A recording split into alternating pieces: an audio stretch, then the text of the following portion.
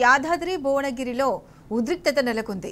జిల్లా కలెక్టర్ను త్రిబుల్-ఆర్ రైతులు ముట్టడించారు. డిమాండ్లు నెరవేర్చాలని డిమాండ్ చేస్తూ కలెక్టరేట్ లోపలికి చొచ్చుకెళ్లేందుకు రైతులు ప్రయత్నించారు. దీంతో ఆందోళనకారులను పోలీసులు అడ్డుకున్నారు.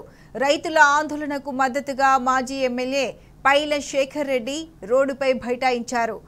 త్రిపురలో భూములు కోల్పోతున్న బాధితులను ప్రభుత్వం వెంటనే ఆదుకోవాలని డిమాండ్ చేశారు.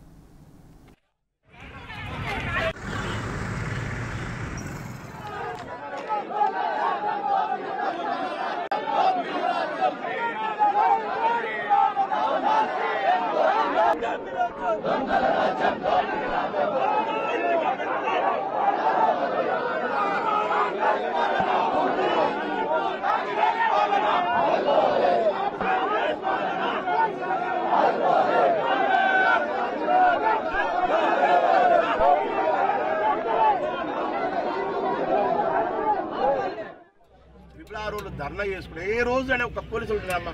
ఏడైనా భువనగిరిలో నెల 2 నెలలు 3 నెలలు ధర్నా చేయనియండి. గవర్నమెంట్ చేంజ్ కావాలి. మా తెలియకుండా జరిగింది. ఎట్లా జరిగిందో నాకు తెలియదు.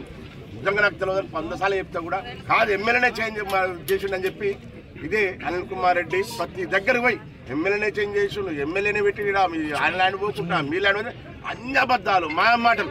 నేను అందరి బతైనా ఆ తప్పు నేను చెయ్యలేదు. వాళ్ళు ఒకసారి నేను టెంపుల్ కాడిపోయినా వాళ్ళంతా నా మీదకి వచ్చారు. రాగిరా ఏంటంటే నాకు అప్పటిదాకా తెలియదు. ఆ త్రిబుల్-ఆర్ ఇట్లా ఇటు పోతుంది. అప్పటిదాకా నాకు తెలియదు అని చెప్పి తింటలేరు. వీళ్ళంతా మాయమాటలు ఎక్కించి వాళ్ళని ఎక్కించి మాయమాటలు చెప్పి ఆ రోజు పొద్దున్నే వాళ్ళు ఎమ్మటుండే నేను ఇవేందో అప్పటికి కూడా చేంజ్ కావాలని మున్సిపల్లో కూడా తీర్మానం చేసినాం. సిఎస్సి పంపినాం. అని చేసి అందరు కూడా చెప్పినాం. కానీ వాళ్ళు ఏం చేసిందంటే కాదు ఎమ్మెల్యేనే చేసిండు, నన్ను బదనాం చేసిండు. నాకు కూడా అందరూ తెలుసు. కానీ ఎంత చెప్పినా వాళ్ళు కాంగ్రెస్ మా కోటేరు మేము చేంజ్ చేస్తాం, మా కోటేరు మేము చేంజ్ చేస్తాం, మాకు ఇదే పని చేసారు. కానీ ఆ రోజు త్రిపుల్-ఆర్ ఎన్నిసార్లు ధర్నా చేసినా ఒక్క పోలీసులు పంపలేదు. నేను ఒక్క పోలీసు ఎన్నడూ పోలేదు. త్రిపుల్-ఆర్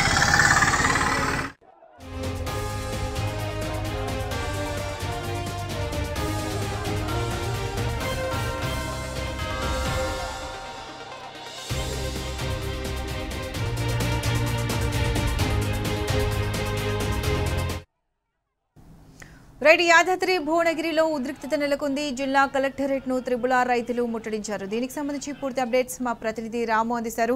రాము, చెప్పండి. ఏకంగా రైతులు కలెక్టరేట్ ను ముట్టడించారు. అక్కడ ఉద్రిక్తత పరిస్థితి నెలకొన్నట్లు తెలుస్తుంది. దీనికి సంబంధించి పూర్తి అప్డేట్స్ ఏంటి?